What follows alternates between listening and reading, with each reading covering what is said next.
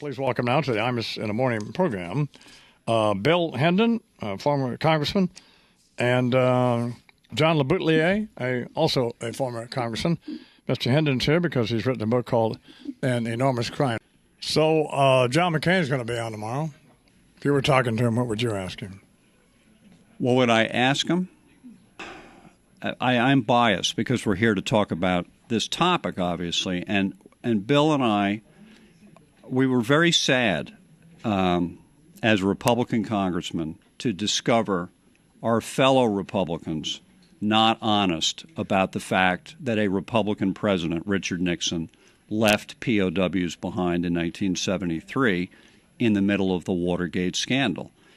We come to Washington in 1981. We get into this. We know nothing about it. We get into it. And sadly, we discover not only that the prisoners are there still in Laos and in Vietnam, but every time we go to a higher up in the Reagan administration, who are obviously all Republicans, they're all bad news. With one exception, with the president himself. The president was great, but the foreign policy establishment that Billy and I dealt with as young, naive congressmen learning our way along turned out to be, frankly, a bunch of criminals, all right? And the names that we ran into over the course of the 80s, Wolfowitz, Armitage, Cheney, even Powell, they became our enemies over the issue of what they did to leave and cover up the existence of POWs. And that was 80s and 90s. And Billy can tell you all about the Senate committee that he was an investigator for after he was a congressman. And discovering more and more about it, the very group I just mentioned, Cheney and all those guys, they're the same people who 10 years later, from 92 to 2002, same people cooked the intelligence to get us into Iraq. The same people did the same thing. I mean, cooking intelligence, if I can say so, is pretty heavy charge. But when you're looking at a satellite image in 1992, and there is a name in the prison yard, SEREX 72 TA 88 underneath it, and Mick Serex is still missing. He was on. We have that picture here. Yeah, Bat 21. All right, the movie you remember? Or sure. Well, he was never mentioned in the movie, but his name shows up 20 years after the shoot down in the prison yard, and there's another guy's E&E code and his 4-digit authenticator. There are 19 4-digit authenticators over in Laos. My goodness. WRYE in a satellite image along a trail in Laos. What could that possibly mean? Only one thing. Major Blair Rye, WRYE, MIA. And when you're looking at this stuff and people are saying there's nothing to it, we get a little angry and it costs you some relationships in Washington. We're talking with Bill Hendon and John LeBoutillier about Bill's book, An Enormous Crime, the definitive account of American POWs abandoned in Southeast Asia. How many were abandoned? 600. And here's the deal. Here's what happened. Why were they abandoned? I mean, why would... I'll tell you exactly. You remember the Paris Peace Agreement, yes, January 73.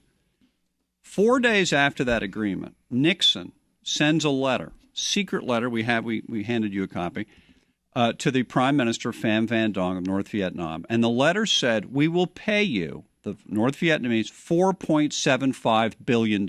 And in return, you're going to give us all the prisoners back. Sure. And quit fighting. And we'll stop fighting, and the money's to heal the wounds of war. That's what the letter said. $4.75 billion. To this day, 35 years later, we've never paid a penny.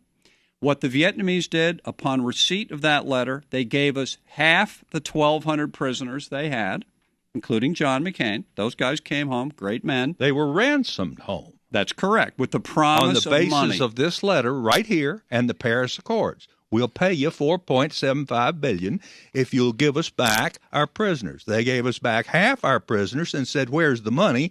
And Watergate came crashing down on Richard Nixon the very week that the deal was to be consummated. And from then on out, it's been...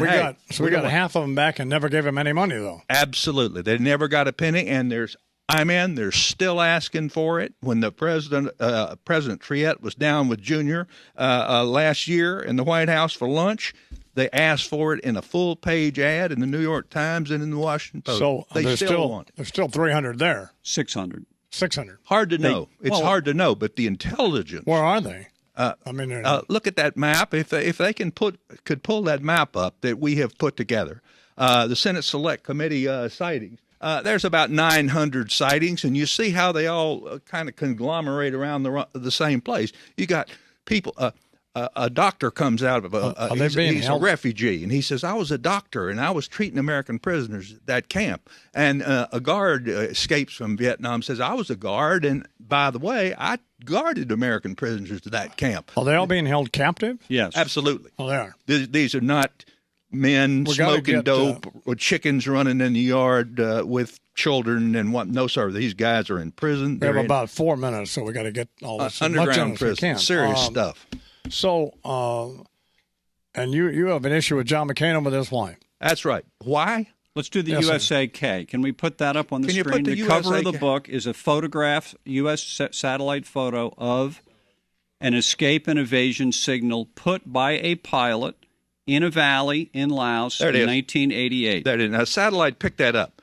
The USA is dug out of a dry rice paddy. It's pretty clear. Those are 12-foot tall letters, 37 feet across. Below it is what is undeniably a U.S. escape and evasion code, secret, given only to pilots and air crewmen. It's called a walking K, and I had to write it down now, man.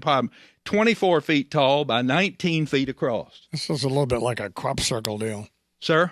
It's a little bit like a crop circle deal. Well, But I understand. But the guy's name, they give the pilots these things, and they say, if you're shot down, you put this down, we'll come get you.